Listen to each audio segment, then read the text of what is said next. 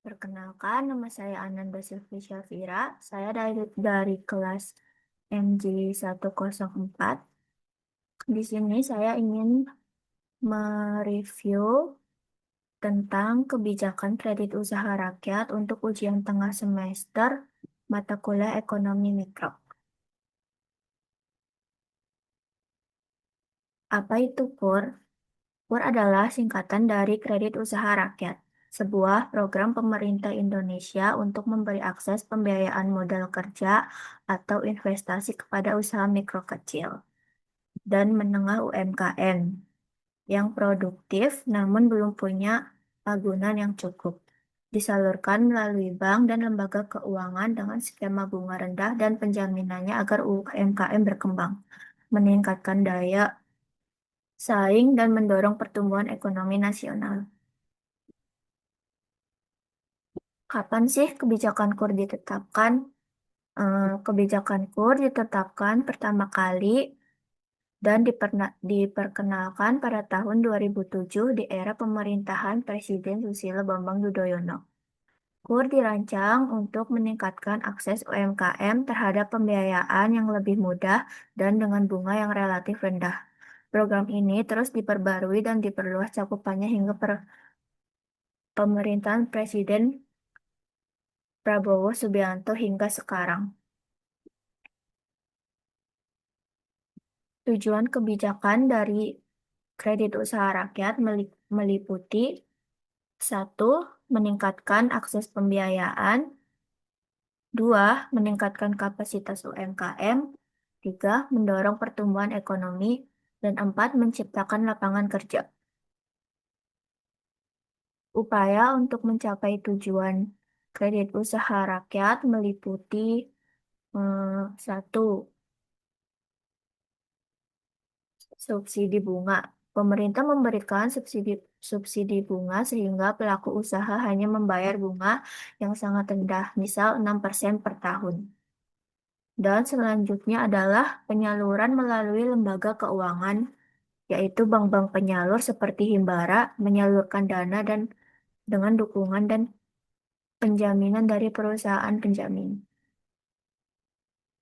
Eh, untuk dampak positif kebijakan kredit usaha rakyat dari sisi ekonomi mikro, yaitu satu, meningkatkan akses pembiayaan untuk UMKM. Dua, mendorong pertumbuhan ekonomi lokal. Tiga, inovasi dan pengembangan usaha. Empat, peningkatan infrastruktur dan daya saing UMKM. Sedangkan untuk dampak negatif kebijakan kredit usaha rakyat adalah resiko ketergantungan pada pembiayaan. Dua, tantangan dalam pengelolaan keuangan. Tiga, persaingan yang tidak seimbang. Dan empat, rentang penyaluran yang terbatas. Untuk dampak pada sektor mikroekonomi, yaitu eh, satu, peningkatan pendapatan dalam rumah tangga. UMKM yang mendapat akses pembiayaan melalui KUR dapat meningkatkan produktivitasnya, yang pada gilirannya meningkatkan pendapatan pemilik usaha dan pekerjanya.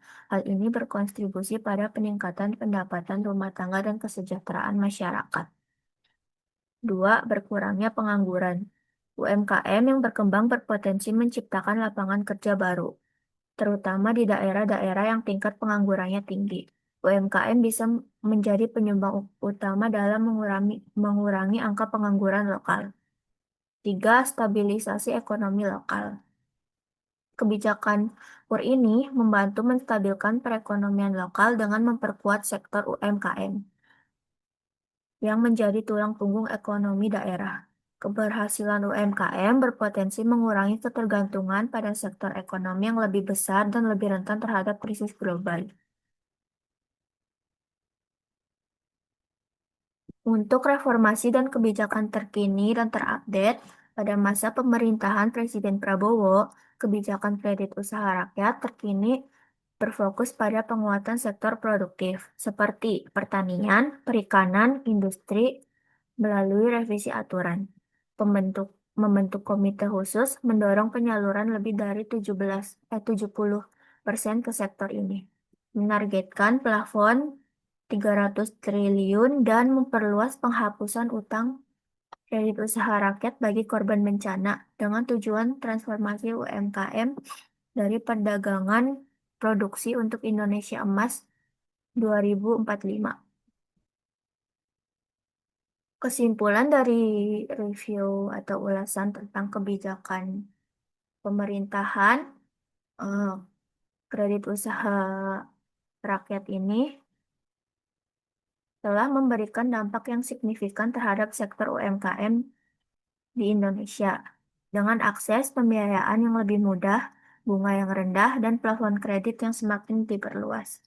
UMKM dapat berkembang lebih cepat, menciptakan lapangan kerja, dan mendorong pertumbuhan ekonomi lokal.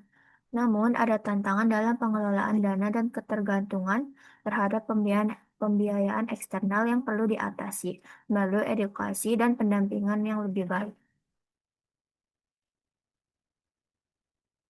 Secara keseluruhan, kebijakan KUR merupakan langkah penting dalam mendukung pembangunan ekonomi yang inklusif dan terus berkembang sesuai dengan kebutuhan zaman. Demikian yang dapat saya sampaikan dari ulasan saya terhadap kebijakan pemerintah, yaitu kredit kredit usaha rakyat. Eh, Sekian, terima kasih. Wassalamualaikum warahmatullahi wabarakatuh.